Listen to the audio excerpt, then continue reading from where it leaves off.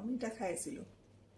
হঠাৎ ভাবিলোঁ পকা অমিতা আছে যিহেতু ফেচ পেকো বনাই লওঁ, সেইকাৰণে কেইটুকুৰমান বচাই থৈ দিছোঁ। এতিয়া পকা অমিতাৰে কেইটামান ফেচ পেক মই বনাম, আপোনালোকক দেখুৱাম। তেতিয়াহ'লে আহক ফেচ পেককেইটা কেনেকৈ বনাওঁ চাই লওক। প্ৰথমটো ফেচ পেকৰ কাৰণে আমাক লাগিব পাপায়া, তাৰমানে পকা অমিতা স্মেছ কৰা, তাৰপাছত লাগিব মৌ,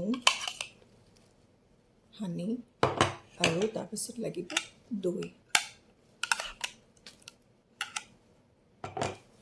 এতিয়া প্ৰথমতে আমি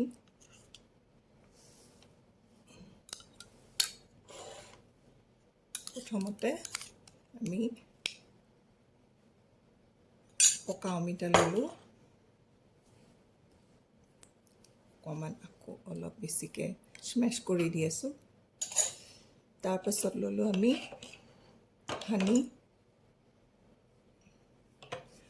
যিহেতু পকা অমিতা আমি 1.5 চামুচমান লৈছোঁ, হানি আমি 1/2 চামুচমান লৈছোঁ, আৰু তাৰপাছত দৈ।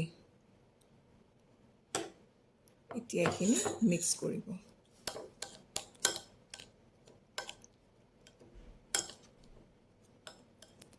পাৰিলে দৈটো অকণমান ডাঠ ল'লে ভাল, পানী বেছি নাথাকিলে, কাৰণ এইটো অকণমান বৈ যাব মুখত লগালে, আৰু নহ'লে অমিতাখিনি যেতিয়া দিব তাৰ পানীখিনি অকণমান কাঢ়ি পেলাই দিলে ভাল হ'ব, কাৰণ মোৰ এয়া চাওক পানী আছেই বহুত, সেইটো কাৰণত মোৰ অলপ ৰানিং কনচিষ্টেঞ্চি হৈছে, এয়া পানী বহুত পানী আছে। যি হওক, এইটো হৈছে পেক আমাৰ নেচাৰেল ব্ৰাইটনিঙৰ কাৰণে।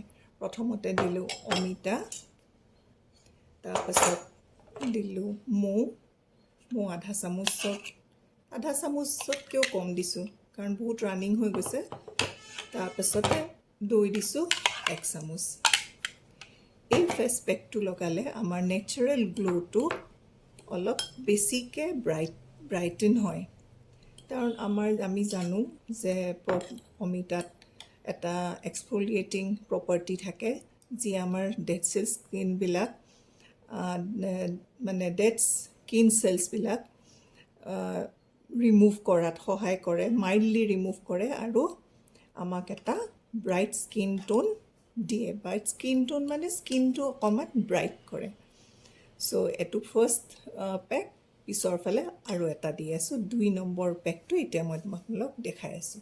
2 নম্বৰ পেকটোৰ কাৰণে লাগিব আমাক আকৌ অমিতা, পকা অমিতা, তাৰপাছত লাগিব বেচন, তাৰপাছত লাগিব অকণমান নেমু। প্ৰথমতে আমি অমিতা ল'ম, তাৰপাছত 1 চামুচ বেচন। এই ফেচ পেকটো আমাৰ টেন ৰিমুভেলৰ কাৰণে ভাল। টেন ৰিমুভেল আৰু এক্সফলিয়েটিং, তাৰমানে আপুনি এক্সফলিয়েট কৰি দিয়ে, ই কাৰণে প্ৰপাৰ্টি থাকেই। আৰু টেন ৰিমুভেলত কেনেকুৱা হয়, টেন ৰিমুভেলততো আমাৰ ওপৰত থকা যিটো ক'লা পৰি যায় আমাৰ স্কিনটোৰ, সেইখিনি ৰিমুভ কৰিবৰ কাৰণে অমিতাই সহায় কৰে। বেচনেও টেন ৰিমুভেলত সহায় কৰে, আৰু নেমুৱেও টেন ৰিমুভেলত সহায় কৰে, কাৰণ ইয়াতে ভিটামিন চি থাকে। ভিটামিন চি আমাৰ মানুহবিলাকে ব্ৰাইটনিঙৰ কাৰণে ইউজ কৰে। এইটো হৈছে, এতিয়া মই নেমু অকণমান চেপি আৰু দিলোঁ। এইটো হৈছে আপোনালোকৰ টেন ৰিমুভেল পেক। ইয়াত প্ৰথমতে কি দিলোঁ আমি, অমিতা।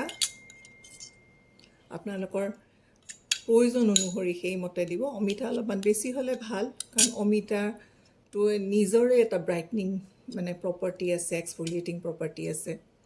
চ' বেচনৰো সেই একেই। বেচনটো আমি কেতিয়াবা এনেই নেমু টেঙা দি পেলাই যদি মুখত লগাওঁ বা গাত লগাওঁ, তেতিয়াহ'লে চাব আপোনাৰ স্কিনখন এনেই অকণমান ব্ৰাইট দেখা হয়।